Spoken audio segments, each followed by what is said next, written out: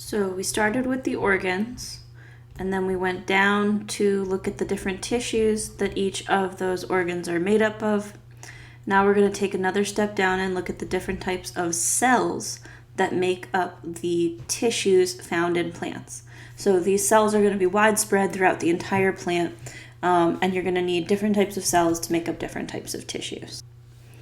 So these first three are the Collenchyma cells, and I love these. These are my super favorite, so put a star here because these are fun to ask short response questions about, and they're fun to say. So the Collenchyma cells are typically alive, so these are cells that are going to be alive at maturity. They have one cell wall, and that's called the primary cell wall. They do not have a secondary cell wall. So in plants, they would lay down a cell wall, and then a secondary cell wall would be outside of the primary cell wall. Collenchyma cells do not have that. Their primary cell wall is typically very thin and flexible. They have these large central vacuoles, so you're not seeing a lot of stuff in the middle there. That's really important for things like storage, metabolic functions. So these are going to be alive. They are able to divide, which means they can make more of them. They can also differentiate. So differentiate means that I can change into a different type of cell.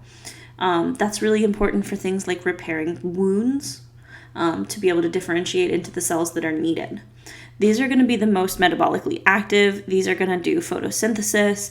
These make up kind of the fleshy parts of the plant. So the stuff inside the leaves, most of the fleshy parts of like fleshy fruits. The next type of cell are Collenchyma cells. These again are alive at maturity. They have only a single cell wall, so they have primary cell walls, but they are unevenly thickened. So you can see areas where they're like thicker here, it's thicker over here, and then kind of thin in these regions. And that thickness kind of runs up and down the cells in strands. And so it provides kind of strings of thickened support. So they're typically grouped in strands. These are going to be found for supporting really young parts of the plant. So the young shoots means the branches that just developed, the green little baby branches. And these are going to provide support, but also the flexibility to continue to grow and strengthen. So they provide flexible support without restraining growth. So these are often found like right beneath young stems in the petioles of leaves, just below the epidermis. And then Sclerenchyma cells, these are dead at maturity. These are no longer living cells, and they have two cell walls. So they have this really, really thick secondary cell wall, which would be outside of a primary cell wall. And these are dead, so there's no living portions left of these cells. What's really left is just this secondary cell wall, and it's made of this compound called lignin. Lignin is what makes wood woody. So if you took a piece of wood, half of its mass, and I mean dry mass, is made up of lignin. And this is a really tough fiber that makes wood very strong. And there's typically two types of Sclerenchyma cells. There are sclerids.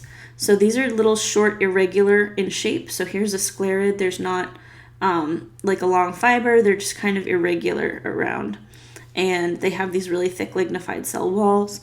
Sclerids are going to give shells their hardness, as well as seed coats. That's what makes the outer protection of a seed really hard. If you've ever eaten a pear, it's what gives pears that little gritty taste, is little pieces of sclerids.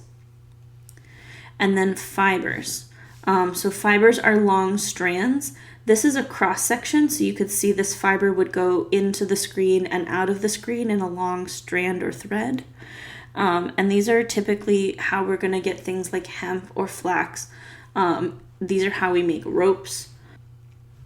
And so both of the Sclerenchyma types of cells are going to provide support and protection, and they do not allow for any growth or flexibility because they are dead.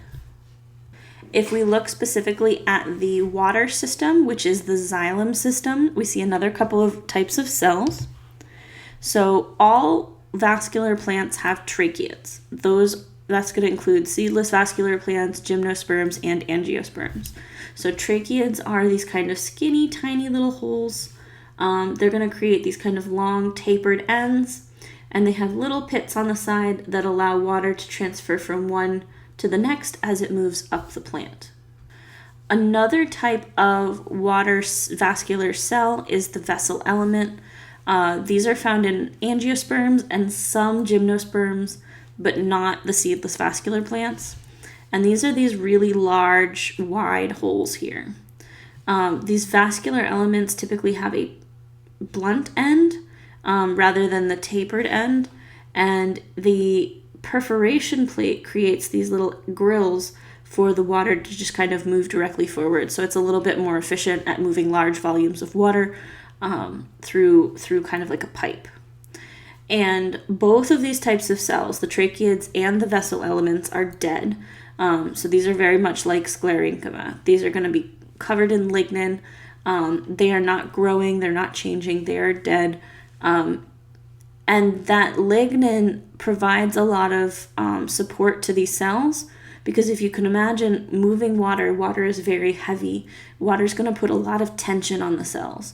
So it helps to counteract that tension, to keep the water in here and moving. Our last type of cells are the sugar conducting cells that we're going to find in phloem. Remember, phloem is going to move food or photosynthetic products down typically. Seedless vascular plants and gymnosperms have what we call sieve cells. In angiosperms, these are sieve-tube elements. So you can see a picture of sieve-tube elements here. So here's one sieve tube. It ends in this sieve plate. And then sieve or sieve is like what you would use to filter sand or something. So it's got these little holes that are going to allow for liquid to flow through, carrying things like carbohydrates, sugars, anything else that the plant made that it wants to move throughout the body. Sieve cells are alive, right? So these are not dead. However, they're missing some key organelles. So the actual sieve cell doesn't have a nucleus, it doesn't have a cytoskeleton, it doesn't have ribosomes, it doesn't have a vacuole. It's missing a lot of stuff to allow for the flow of nutrients.